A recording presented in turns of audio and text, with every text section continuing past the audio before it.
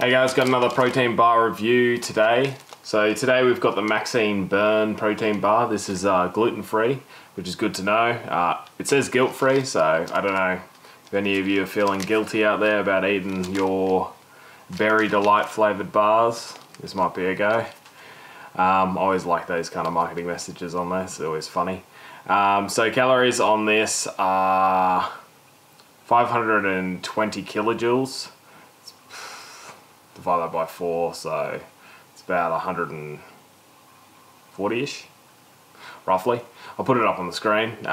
Calories, so you got 14.7 grams of protein, 3.5 grams of fat, so that's fine, that's a good ratio split between those two. 3.5 grams of carbs, which is nothing. It's got 1.1 grams of fiber with 3.5 grams of that polydextrose again, which is basically just carbs you're gonna have to pay for because it's a soluble fiber. Now, I don't know why they do that. Again, I'm going to have to start looking into this a bit more, but for some reason dietary fiber, I would assume that the polydextrose would be in that total, but it's not.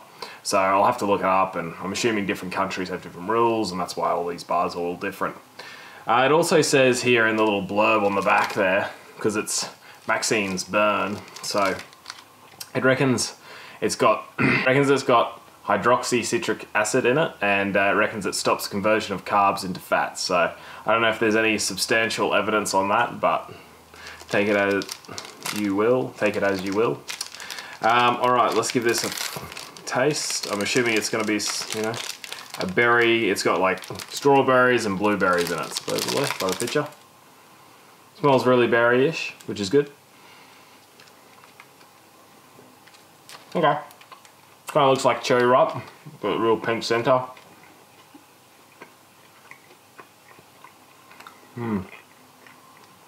Texture wise, it's okay. It's one of those protein bars when you bite into it, it sort of seems to, I don't know, like foam up in your mouth in a sense. So it's got that sort of granular sort of taste in it. It's also got these little crunchy things in it. Flavor's a little dull, not like a real saturated flavor.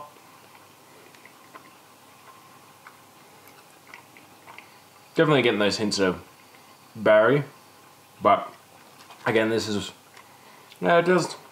I was going to say it smells a lot better than it tastes, but yeah, it definitely comes through there.